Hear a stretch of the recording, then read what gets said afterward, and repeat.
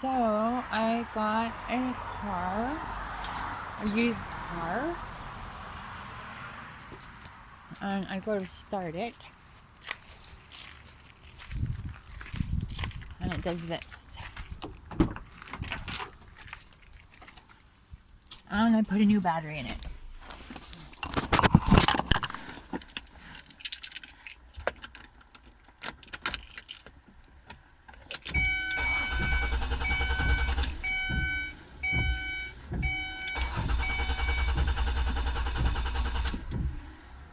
I give it a little gas.